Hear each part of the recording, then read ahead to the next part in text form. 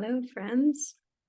So, based on a request for a few pieces of information, here are some answers that might be useful for a few of you out there in the world.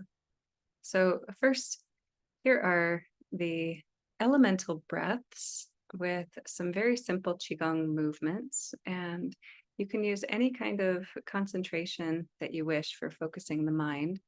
So the common ones that we use in our Sufi practices are either Ya Shafi on the inhalation, Ya Kafi on the exhalation, or an aphorism from Piro Murshid Khan of I inhale divine light and life on the inhalation of any of them, and then I radiate divine life and light on the exhalation of any of them. There are other things that you can use also, but I'm just going to show you the movements that I use for them. And you can do any number of repetitions that you like, but 5 of them, 5 of each is typical.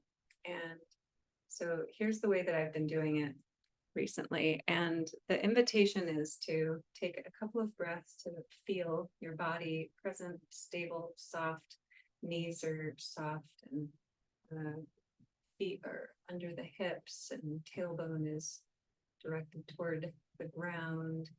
Everything is relaxed and open, and arms are resting a little bit away from the body so that there's a flow of air around the whole torso.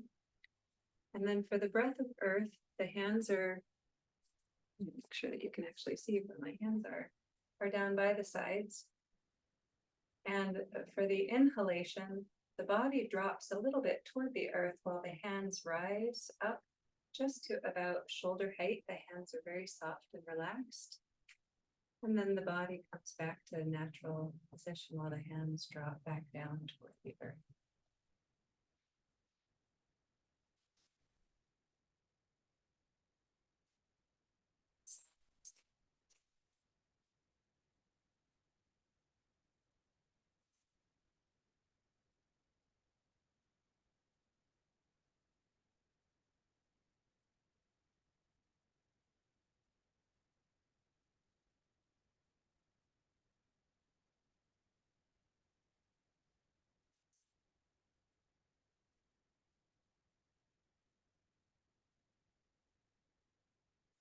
Water, it's breathing in through the nose, and the hands rise to the sides like you're gathering up all of the condensing water molecules in the air.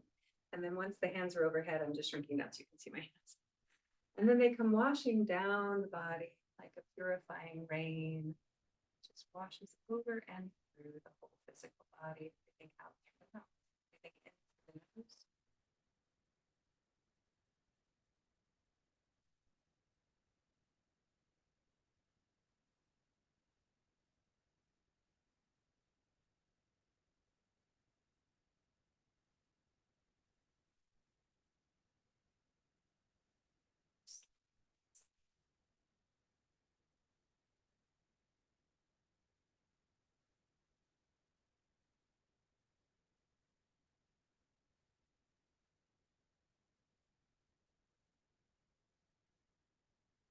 And the breath of fire is breathing in through the mouth and breathing out through the nose. And the hands are rising like a flame up the center line of the body and through the mouth. And then when they come down to the sides, the hands are open, the fingers are radiating light and heat out to the sides and breathing out through the nose.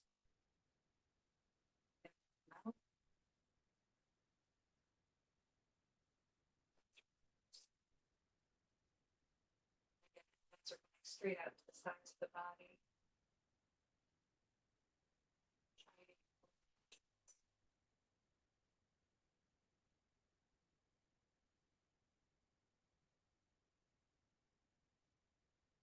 Just turn sideways so you can see it. You actually need to turn the breaths. Then the breath of air, the hands float up the sides. There's space between the fingers while they just rise very naturally and softly, breathing in and out through the mouth. While the hands are generally out to the sides for this one.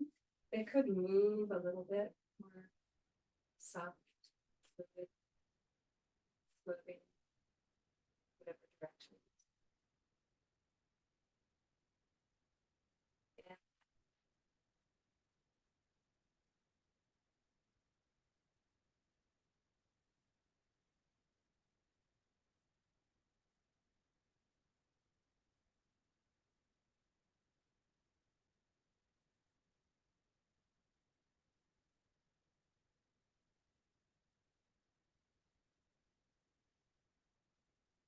Ether, it's a breath of stillness, so there's no particular activity with it. And you may rest with the arms just at the sides, but again, leaving a little space, the arms away from the body, so breath moving along the torso. And the breath is through the nose, or in whatever way is most natural, most relaxed, and perfect for you. It's a refined breath that includes the energy of all of the elements.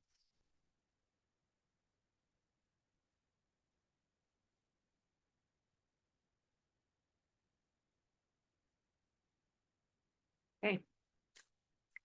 Next question was about a particular Zikr practice that is a seated practice that was given by Piro Murshid Hazrat Inayat Khan, and it's called the Zikr of the Cup. And there are some specific forms about the way that the language is used, and it does have some movements with it. I'm going to bring you over here and sit down with you. So it's a seated spoken Zikr practice.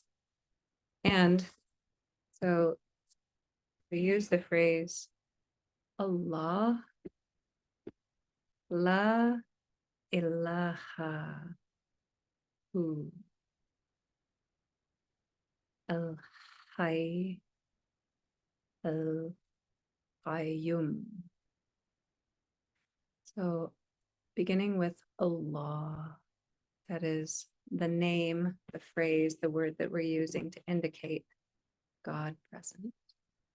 And then the form of the Zikr phrase that we use is La ilaha hu, which is saying there is no God except there's who, which is, as a word, it would mean he, but as an idea, as a concept, as an atmosphere, it is the atmosphere of the God presence that is beyond name or word, that indicates the breath of God, the heart of God, the living reality of God beyond any names or forms. So it is said to be the sacred syllable of the Sufis, La ilaha hu. And then we say Al Hayy, and interesting, and to me it's interesting that in this form of the Zikr, Murshid didn't use it as an invocation. You don't say Ya Hayy, which would be a calling forth of that quality or that awareness. It's saying the life, the eternal, infinite quality, capacity, and potentiality of life. El Hayy, the life.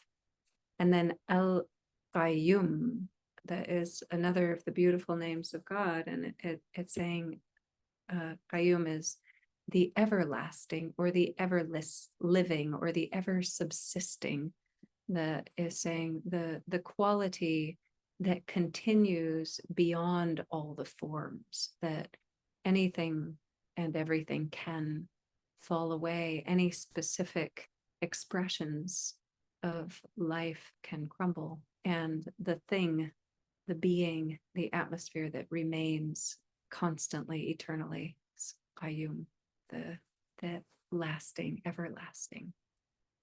So Al Hayy, Al Qayyum. And the movements for this begin from a seated position with intoning Allah down and to the left, that is breathing the name, the sound Allah into the heart. And then La ilaha is the phrase that is the negation, there is not. And so we sweep all the way across from the left to the right and straight up. And then we intone hu down into the physical body. And you can think about the hu either going into the center heart or going into the solar plexus. But either way, you're breathing this atmosphere of the living reality of God into your own physical experience, into your own life. Hu. When we say al-Hay, the head and the awareness sweep up to the right. And then al-Qayyum, they'll sweep down through the center of the heart and then up to the left. So I'll describe it one more time and then I'll go through it a few times. So first, Allah, intoned into the heart, slightly to the left. La ilaha, the negation that sweeps down, up, and all the way to the top center. Hu, breathed down into the body, into the heart, into the solar plexus. Al-Khay, sweeping up to the right. Al-Qayyum, sweeping down and then up to the left. Allah, into the heart. La ilaha, sweeping down, across, and up. Hu, breathed into the solar plexus, into the heart, into the body. Al-Khay, sweeping up to the right. Al-Qayyum, sweeping up to the left. And I'll just go through it a few times without speaking through it so you can find your way into the rhythm of it. Allah. La ilaha. Hu. Al-Khay. Al-Qayyum. Allah. La ilaha. Hu. Al-Khay. Al-Qayyum. Allah. La ilaha. Hu. Al-Khay. Al-Qayyum. Allah. La ilaha. Hu. Al-Khay. Al-Qayyum.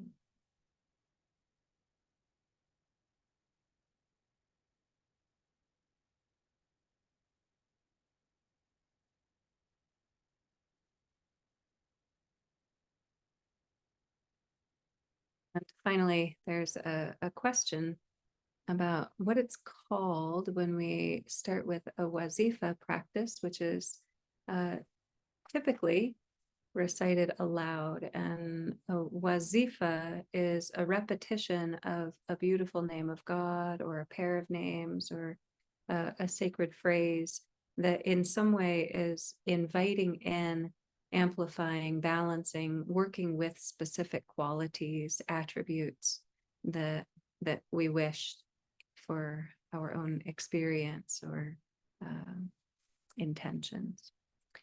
So typically, I'm always reluctant to say that, like, there are so many different ways of doing these things. But one typical way, one tradition practice is that we start by reciting the names, qualities aloud that we're wanting to work with. And we do that for whatever prescribed number of repetitions. Commonly, Piro Murshid Inayat Khan would suggest that we recite aloud 33 times. That's one suggestion. After it's recited aloud for a while, then it's brought into a whisper.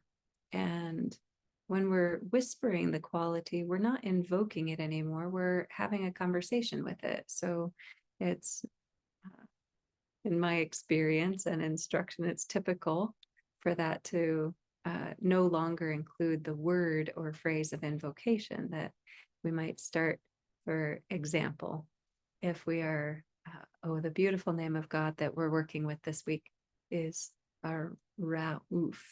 That is a name for healing. So if we were going to use an example of this, we would recite Ya Ra'uf.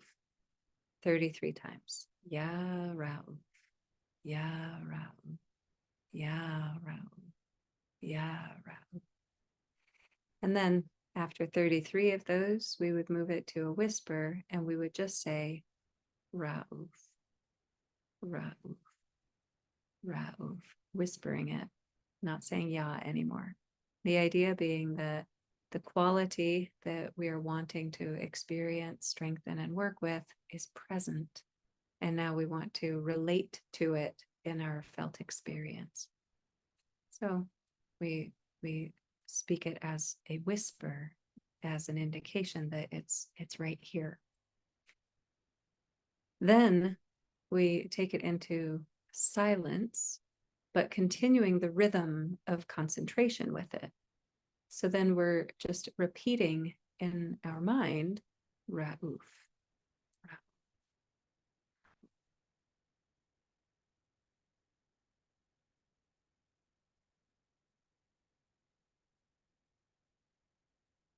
Breathing it, keeping our mind repeating it, even when we're not saying it aloud with the mouth.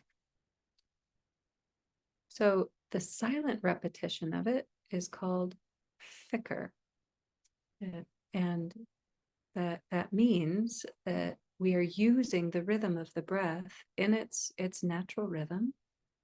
And we are adding to the natural rhythm of the breath the word or phrase that we're wishing to concentrate on. Then there's a final phase, which is called Fikr-as-Sirr, which means the secret fikr. It's the secret silent repetition of the phrase. And with Fikr-as-Sirr, we no longer concentrate on the word or the phrase. We don't try to hold the words or the sounds or those rhythms in our awareness at all. We're simply breathing and allowing that atmosphere and that presence to be within us. No particular effort, no particular concentration. It just is. Okay, I hope some of that is helpful.